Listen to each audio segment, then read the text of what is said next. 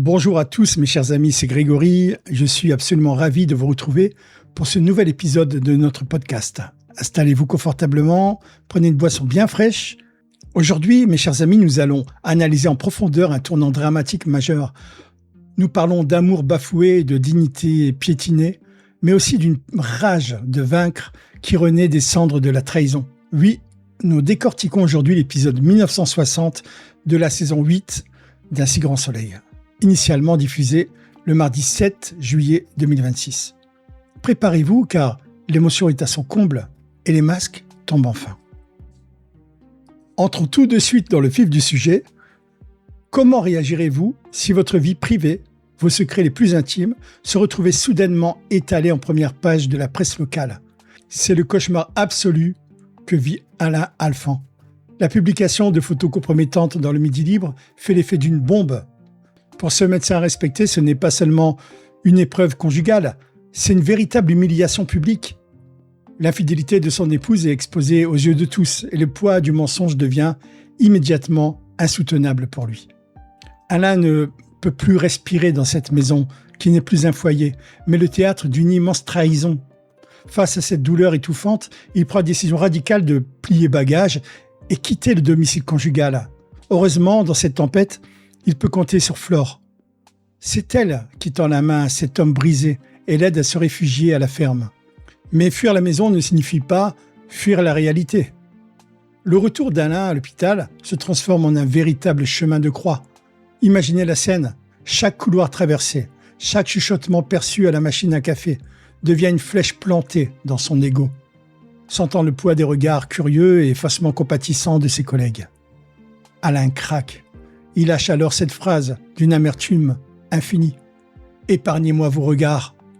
Je me sens assez cocu. » Une détresse psychologique totale qui se poursuit jusque dans l'intimité de sa solitude, puisqu'il finit par passer une deuxième nuit consécutive à pleurer, seul, recroquevillé dans l'habitacle de sa voiture. C'est un portrait d'une vulnérabilité rare auquel nous assistons là. Mais que se passe-t-il du côté d'Elisabeth pendant qu'Alain sombre dans la tristesse? Eh bien, mes chers amis, si vous pensez qu'Elisabeth allait s'effondrer et se murer dans le silence, c'est que vous sous-estimez la force de caractère de cette femme d'affaires redoutable. Constatant le départ d'Alain et mesurant l'ampleur des dégâts sur son couple, Elisabeth refuse catégoriquement de subir la situation. Sa tristesse se transforme immédiatement en une colère froide, canalisée et stratégique. Pas question de se laisser abattre par les manigances de ceux qui ont orchestré leur chute. Elisabeth décide de contre-attaquer avec une détermination sans faille. Pour cela, elle s'allie avec Fourneau. Ensemble, ils élaborent un plan d'attaque juridique implacable. Leur objectif est clair, faire payer l'investigateur de ce chantage odieux, Sérignan. En déposant une plainte officielle contre lui, Elisabeth et Fourneau engagent un bras de fer qui s'annonce sans merci. C'est fascinant de voir comment, face à la crise, les trajectoires d'Alain et d'Elisabeth divergent totalement. L'un s'isole pour panser ses blessures, tandis que l'autre se dresse, prête à livrer bataille pour laver son honneur et terrasser ses ennemis. Comme si les drames personnels ne suffisaient pas, l'hôpital de Montpellier doit également faire face à une crise logistique majeure qui menace son bon fonctionnement. Mes chers amis, l'établissement est confronté à la panne définitive et irréparable de son appareil d'IRM. Pour une structure de cette envergure, c'est une véritable catastrophe technique et financière qui met les nerfs de toute l'équipe médicale à rude épreuve. C'est précisément dans ce climat extrême, où la moindre étincelle peut provoquer une explosion, que Jérémy fait son grand retour. Le timing ne pouvait pas être plus stressant pour lui.